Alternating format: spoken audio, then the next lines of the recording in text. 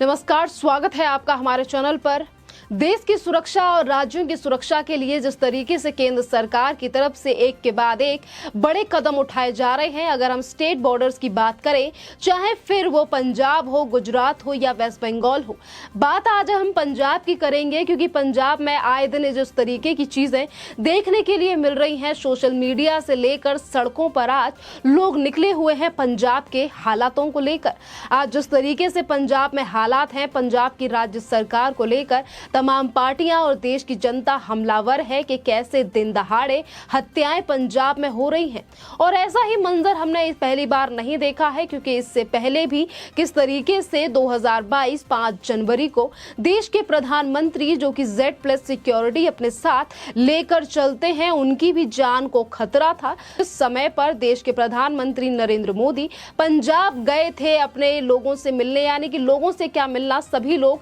प्रधानमंत्री नरेंद्र मोदी के हैं और वो कितने करोड़ों की सौगात लेकर पंजाब पहुंचे थे। और जिस समय पर देश के प्रधानमंत्री नरेंद्र मोदी की सिक्योरिटी ब्रीच यानी कि सुरक्षा में इतनी बड़ी जो सेंध लगी थी प्रधानमंत्री नरेंद्र मोदी के, और उस टाइम पर आकर पीएम मोदी ने भटिंडा के एयरपोर्ट पर आकर इन शब्दों का जिक्र किया था कि अपने मुख्यमंत्री से कहिए, अधिकारियों से इन शब्दों का इस्तेमाल किया था कि अपने मुख्यमंत्री से कहिए कि मैं जिंदा लौट आया हूं। आज उन शब्दों को लेकर देश की जनता है वो तमाम ट्वीट कर रही है और कह रही है कि जो शब्द देश के प्रधानमंत्री नरेंद्र मोदी की तरफ से बोले गए थे, उन शब्दों का मतलब आज समझ आ रहा है कि पंजाब एक सिक्योरिटी बॉर्डर है, यानी कि 15 किलोमीटर की दूरी पर ही एक ऐसा देश का बॉर्डर है जो कभी भी भारत के लिए अच्छा नहीं सोचता है, जो कि भारत का एक दुश्मन देश है, यानी कि पाकिस्तान। जब पीएम मोदी की सुरक्षा में इतनी बड़ी सेंध हुई, इतनी बड़ी चूक हुई, उसको लेकर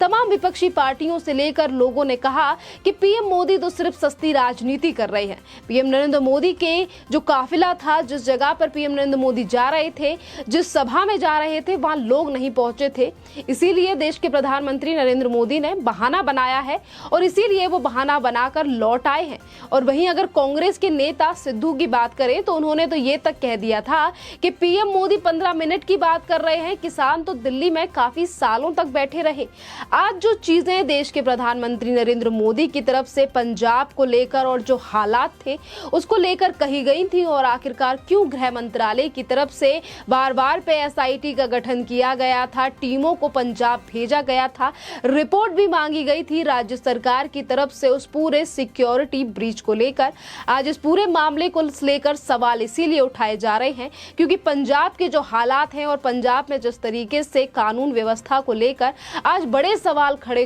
हो रहे हैं, ये इसीलिए हो रहे हैं कि एक ऐसा स्टेट जो कि पाकिस्तान से कुछ ही महज दूरी पर है, किस तरीके से हालात वहां पर बने हुए हैं, कौन से ऐसे कारण हैं, कौन से ऐसे लोग हैं जो कि इस तरीके की घटनाओं को अंजाम दे रहे हैं, चाहे फिर वो किसी की हत्या हो या फिर लगातार हो रहे दंगे हो, या फिर हम बात करें लुधियाना कोर्ट की कि किस तरीके से वहां पर बॉम्ब ब्लास्ट हुआ, या फिर पटियाला की जहां पटियाला में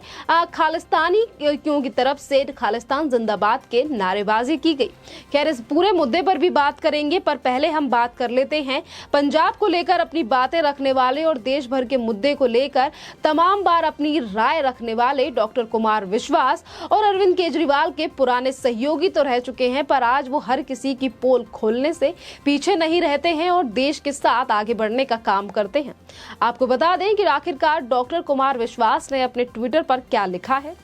डॉक्टर कुमार विश्वास ने लिखा है कि मन बहुत खराब है, आप सबको पता है कि अभी भी सबको पता है, पर सब अपने अपने टुच्चे स्वार्थों की पूर्ति के कारण चुप हैं। अकेला बोलता था, अकेला बोल रहा हूँ, मुझे प्यार करने वाले कहते हैं, आप क्यों इतना सच बोलकर सबको नाराज करते हो? समझ नहीं आता, आत्मा की सुनूं या जैसा चल रहा है वैसा चलने दूं, यानी कि जैसा पंजाब में चल रहा है या उसको चलने दूं, इस बात पर यह टिप्पणी की गई गई है, क्योंकि तमाम जो लोग हैं जो इसी पोस्ट पर कमेंट कर रहे हैं उनका भी ये कहना है कि पंजाब में जैसी स्थिति है उसको लेकर लगातार सवाल उठना जायज है, क्योंकि जिस वक्त पे देश के प्रधानमंत्री नरेंद्र मोदी की सिक्योरिटी के साथ इतना बड़ा खिलवाड़ हुआ, कांग्रेस के नेताओं से जिम्मेदारी मांगी गई, गृह मंत्रालय की तरफ से रिपोर्ट तक की बातें की गई और कांग्रेस के नेताओं ने इन बातों को पूरी तरीके से जिम्मेदारी से नहीं समझा। आपको बता दें कि उस समय पर आम आदमी पार्टी की तरफ से भी कहा गया था, तमाम लोगों की तरफ से भी कहा गया था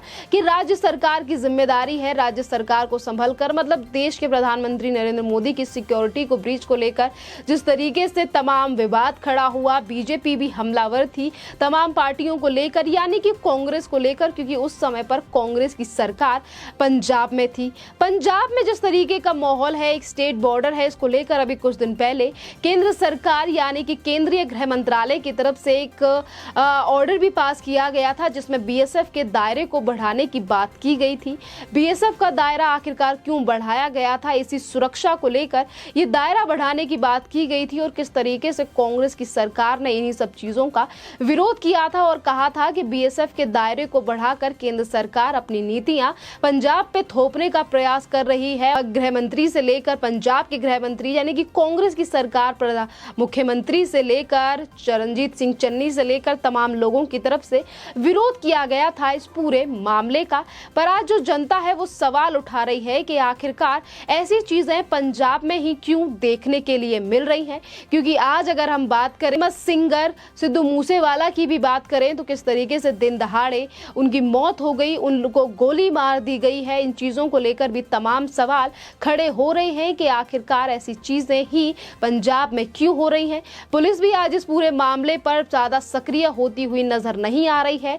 और वहीं राज्य के मुख्यमंत्री भगवंत मान कह चुके हैं कि इस पूरे मामले पर एसआईटी जांच करेगी और हाईकोर्ट के जो सिटिंग जज हैं वो पूरी एसआईटी को देखेंगे। पुलिस और प्रशासन के ऊपर अगर लगातार सवाल खड़ा हो रहा है, देश के प्रधानमंत्री की सिक्योरिटी का जो मामला था वो कितना ज्यादा महत्वपूर्ण था, वो इसीलिए भी चीजें सामने आ रही हैं क्योंकि उस समय पर देश के प्रधानमंत्री ने जो हालातों का जिक्र किया था, जिन चीजों को उन्होंने अधिकारियों के साथ शेयर किया था, वो इसीलिए किया गया था क्योंकि उस समय पर संभावनाएं थी, जिस तरीके की इंटेलिजेंस के द्वारा रिपोर्ट सामने आई और वहीं से कुछ दूरी पर किस तरीके से पाकिस्तान से आई हुई एक नाव को भी पकड़ा गया था। तमाम वो चीजें दर्शाती हैं कि आज पंजाब में जो सिक्योरिटी को लेकर और लॉ एंड ऑर्डर को लेकर कितना ज्यादा ध्यान रखने की जरूरत है, क्योंकि बहुत ज्यादा व्यवस्था बिगड़ चुकी है इस समय पर पंजाब में, क्योंकि आए दिन पंजाब में इस तरीके की चीजें शुरुआत से ही देखने के लिए मिल रही हैं। ऐसा नहीं है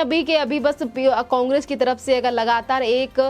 पार्टी को जिम्मेदार ठहराया जा रहा है, इस सरकार को जिम्मेदार ठहराया जा रहा है, तो ये पहली बार नहीं है, क्योंकि इससे पहले भी पंजाब को लेकर कई मुद्दे सामने आए हैं। आज अगर लॉ एंड ऑर्डर को लेकर बात की जा रही है, देश के प्रधानमंत्री और गृह मंत्रालय की तरफ से भी इन चीजों पर गौर किया गया था और इससे पहले भी ड्रग माफिया किस तरीके से पंजाब में पनप रहा है, इन चीजों को लेकर भी तमाम बार मुद्दे उठ चुके हैं। ड्रग माफिया को कम करने के लिए सरकारें बातें तो करती हैं, पर ड्रग माफिया कम होता हुआ नजर नहीं आता। आखिरकार क्या ऐसी चीजें हैं, कौन से ऐसे लोग हैं जो कि पड़ोसी यानी कि पड़ोसी मुल्क या दुश्मन देश कहें उनसे हाथ मिलाए बैठे हैं और क्यों ऐसी चीजें आखिरकार पंजाब में हो रही हैं। क्योंकि अभी कुछ दिन पहले पटियाला की भी बात करें तो पटियाला को लेकर किस तरीके से पटियाला में ही दंगे हुए और कैसे खालिस्तानियों के नारेबाजी की, जिसको लेकर अगर हमने कुछ देर पहले डॉक्टर कुमार विश्वास का जिक्र किया तो आज डॉक्टर कुमार विश्वास खुद ही इस बात को कह रहे हैं कि मैं सच बोलूं, अंतरात्मा की आवाज सुनूं या फिर चुप रहूं। यही डॉक्टर विश्वास हैं जिन्होंने कहा था कि अरविंद केजरीवाल खालिस्तान का प्रधानमंत्री बनना चाहते हैं और वो देश को भी खालिस्तान बनाना चाहते हैं। यानी कि तमाम ऐसी चीजें हैं जिसको लेकर आज अगर केजरीवाल सरकार पर सवाल उठ रहे हैं, मान सरकार पर सवाल उठ रहे हैं, तो वही चीजों को लेकर खुलासे हो रहे हैं कि आखिरकार क्यों सीरियस नहीं लिया गया था पंजाब के इस मुद्दे को, सिक्योरिटी के इस मुद्दे को, जिस वक्त पर कांग्रेस की सरकार थी पंजाब में। क्योंकि कहीं ना कहीं पर ऐसी चीजें हैं, ऐसे बड़े छेद हैं, ऐसे बड़े लूप हैं जिनकी वजह से आज पंजाब की व्यवस्था इतनी ज्यादा खराब है लॉ एंड ऑर्डर को लेकर। क्योंकि आज भी अगर लोग ट्वीट कर रहे हैं अपनी राय देश के प्रधानमंत्री नरेंद्र मोदी की सुरक्षा को लेकर बात सामने रख रख रहे हैं, तो वो बात भी कोई नहीं भूला कि जिस समय पर पंजाब के एक फ्लाईओवर पे देश के प्रधानमंत्री नरेंद्र मोदी 20 मिनट तक वहां खड़े रहे, प्रदर्शनकारियां तलवार लेकर उनके आसपास किस तरीके से झूम रहे थे और पीएम नरेंद्र मोदी को डराने का प्रयास किया जा रहा था, जिस समय पर उनकी जान को खतरा था। और उस समय पर पुलिस क्या कर रही थी? उस समय पर पुलिस प्रदर्शनकारियों के साथ खड़े होकर तमाशा देख रही थी और चाय पी रही थी और छाता लेकर इधर उधर घूम रही थी, जिन तस्वीरों को आज भी कोई नहीं भूल सकता कि आखिरकार इस तरीके का सिक्योरिटी को लेकर बड़ी छूट क्यों है पंजाब में। और यही चीजें सामने आ रही हैं कि देश के प्रधानमंत्री नरेंद्र मोदी जो कि Z+ सिक्योरिटी लेकर अपने साथ चलते हैं, उनकी भी जान को अगर खतरा था तो कितनी बड़ी चीजें हैं पंजाब में, कितनी ज्यादा ध्यान देने की जरूरत है। और आज वही चीजें लोगों के सामने से आ रही हैं। लोगों का लगातार यही कहना है कि केंद्र सरकार को सख्त ध्यान देना चाहिए। और रही BSF की बात, तो कांग्रेस की तरफ से तो मना कर दिया गया था कि BSF की यहाँ जरूरत नहीं है, पर इन चीजों पर राज्य सरकार को खासा ध्यान देने की जरूरत है, क्योंकि आज जो चीजें पंजाब में हो रही हैं वो काफी ज्यादा निराशाजनक हैं। दिन दहाड़े किसी की भी हत्या हो जाना, चाहे फिर वो फेमस सिंगर सिद्धू मूसेवाला हो या फिर इससे पहले इंटरनेशनल कबड्डी के खिलाड़ी हो, जिन्हें इसी तरीके से दिन दहाड़े गोली मारकर उनकी भी हत्या कर दी गई थी। तमाम जो घटनाएं हो रही हैं, बम विस्फोट हो रहे हैं, खालिस्तान के लिए नारे लगाए जा रहे हैं, प्रधानमंत्री नरेंद्र मोदी की सिक्योरिटी में ब्रीच हुआ है, तमाम ऐसी चीजें हैं जो ये सोचने के लिए मजबूर करती हैं कि पंजाब में जो कानून व्यवस्था है वो काफी ज्यादा खराब है, जिसको लेकर राज्य सरकार को जिम्मेदारी लेनी चाहिए, चाहे सरकार किसी की भी हो। खैर, इस टॉपिक पर आपका क्या कहना है, आप हमें कमेंट करके जरूर बताइए। धन्यवाद।